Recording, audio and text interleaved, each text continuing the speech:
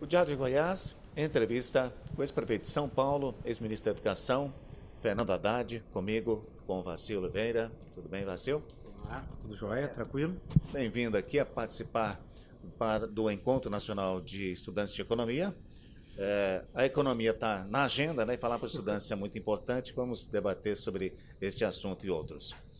Agora, o senhor tem feito aí também encontros com os militantes do Partido dos Trabalhadores, tem um encontro aqui em Goiânia também, tem feito algumas críticas em relação a fatos, a mais recente na Folha de São Paulo é em relação à falta de uma espécie de análise de PT e PSDB que poderiam ter aprovado a reforma política. Imagino que os PSDBistas e alguns petistas não gostaram desta informação. Mas o senhor analisa como? Olha, nós estamos num momento em que não é o caso de agradar quem quer que seja, né? Eu acho que a gente está num momento de profunda crise, em que nós temos obrigação de buscar caminhos para superar a crise e tentar entender a raiz dessa crise, tentar entender quais foram os mecanismos que nos fizeram chegar a ela, no grau de profundidade que está afetando a vida de milhões de brasileiros. Então nós temos que ter responsabilidade com o país.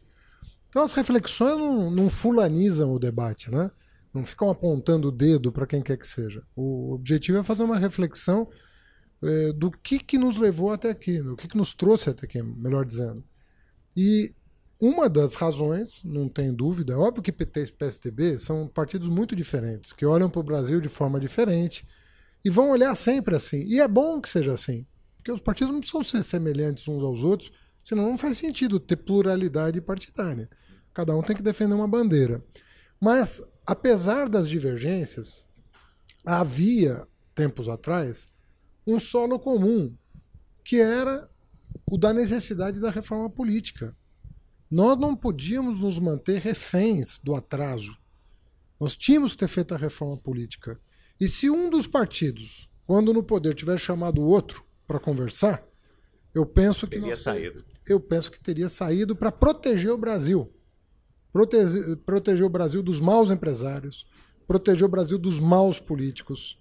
Isso é uma questão de inteligência para proteger o Estado, proteger a República dos maus brasileiros, que existem em toda parte. Tem mau brasileiro para todo lado, mas não é a maioria da população.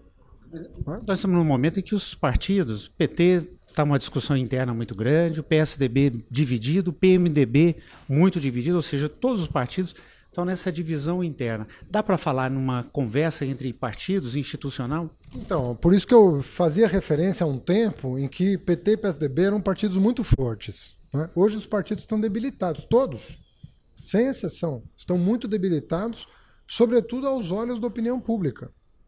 E para você fazer reformas dessa envergadura, você precisa ter autoridade, não é política, moral, para bater o pé e falar, não, vai sair. Por isso que eu fazia referência a um tempo em que esses dois partidos capitanearam o processo político no Brasil desde 94 com força, autoridade moral para poder propor uma agenda institucional. Isso não significa dizer que o PT tinha que abrir mão das bandeiras dele, nem do PSDB abrir mão das dele. Não tem nada a ver. Cada partido tem a sua visão de mundo e tem que ser assim. Isso é assim no mundo inteiro. Os democratas e republicanos nos Estados Unidos têm visões de mundo diferentes. Você pegar na França é assim, na Inglaterra é assim. Os trabalhistas e os liberais são diferentes. Contudo, existe uma coisa que é aquele... não é só aquele instinto de sobrevivência. É um instinto de proteção da sociedade.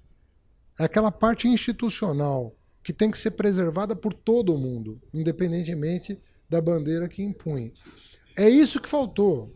Eu acho que faltou defender o Estado dos maus brasileiros, maus empresários, maus políticos, gente que não devia estar na cena pública e que ocupou espaço demais.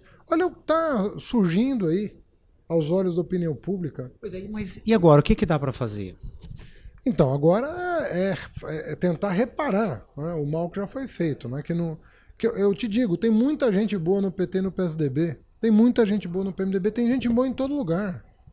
Porque a maioria das pessoas é de bem. Mas a saída seria os dois partidos, ou essas pessoas sentar para conversar? Nós precisamos ter noção da gravidade da crise E nós temos que fazer a reforma política. Nós temos que...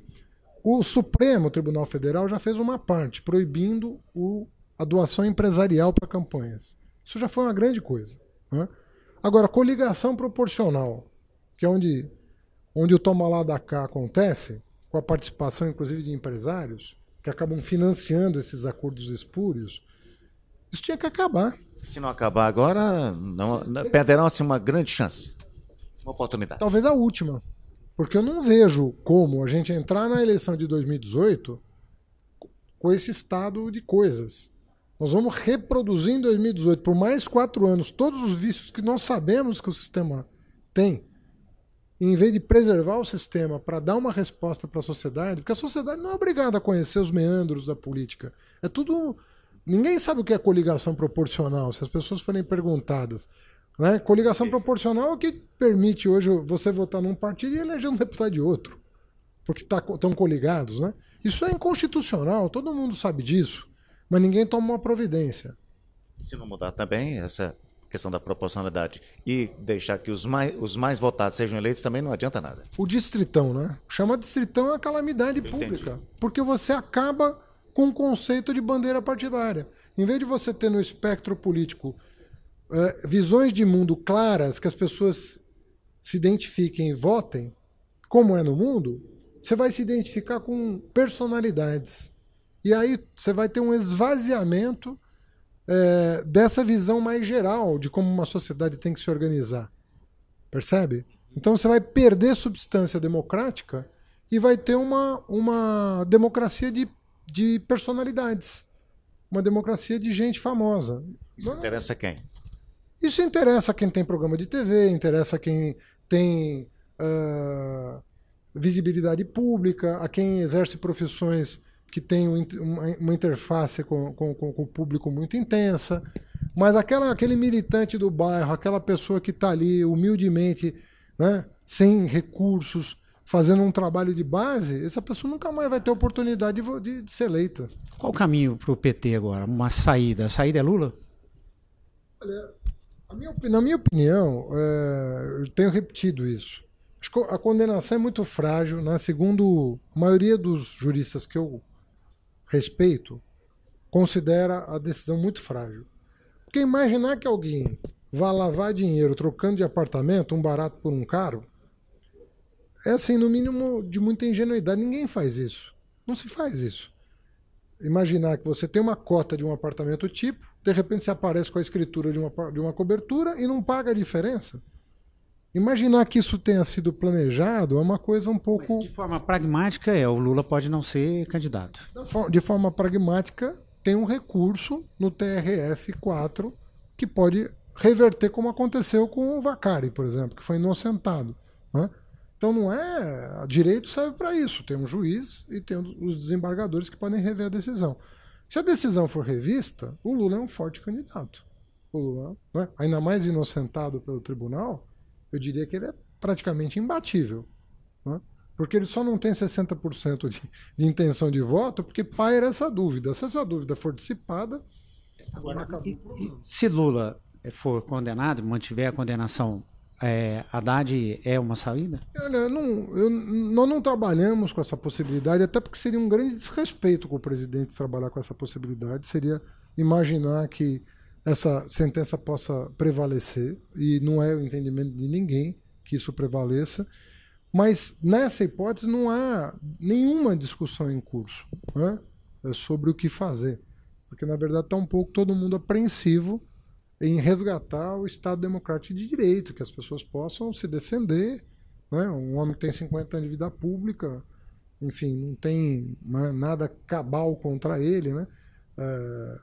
E a gente tem essa expectativa de reversão. Por isso que não há, e não há mesmo, nenhum debate sobre plano B, plano C, nada disso. Plano B é o recurso. O plano H também, não? Não, reitero, não há nenhum debate dessa natureza, nem teria cabimento a essa altura do campeonato. Prioridade do PT, aqui em Goiás, é dito que a prioridade é eleger Lula. Pode até o partido não lançar um candidato a governador, por exemplo, e priorizar, apoiar um nome que se alinhe com Lula. Esse é um caminho?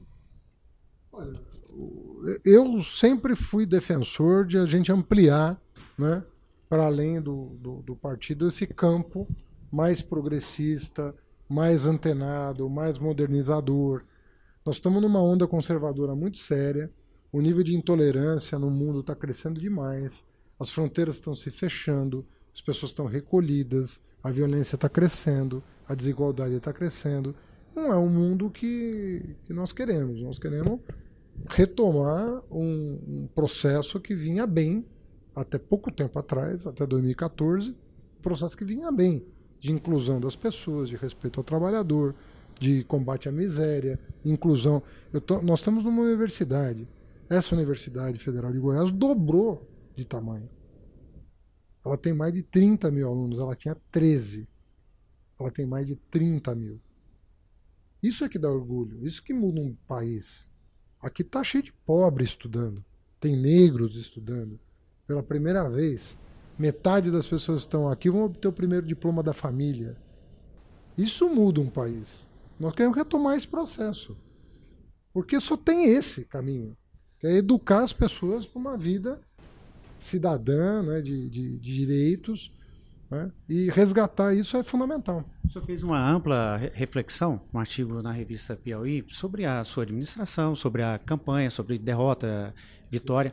Aqui em Goiânia, aqui em Goiás, o PT administrava a capital e não conseguiu fazer o sucessor. Acabou perdendo e perdeu uma aliança que tinha com o PMDB também. O senhor conviveu com o Paulo Garcia, conhece a realidade aqui? Dá para fazer uma avaliação de como foi? Eu não conseguiria fazer, mas eu diria, sem conhecer a administração dele, mas o que eu posso te dizer é o seguinte: o PT perdeu 60% dos votos entre 2012 e 2016. Então imaginar que um prefeito possa ser responsabilizado, ninguém do PT foi julgado exclusivamente pela sua administração. Não que ele não tenha cometido erros, todo mundo comete, eu cometi os meus. Imagino que ele tenha cometido alguns também, porque é impossível administrar sem errar. No balanço geral, imagino que ele tenha mais acertado do que errado, mas não era possível a um prefeito do PT o ano passado conseguir defender a sua administração sem que os assuntos estivessem todos misturados com o plano nacional. Era quase impossível. Você sair na rua, as pessoas não estavam discutindo a cidade, as pessoas estavam discutindo o país. Obrigado, senhor, pela entrevista. Até a próxima oportunidade e vamos acompanhar esse encontro com os estudantes aqui de economia. Muito satisfeito com a entrevista. Obrigado.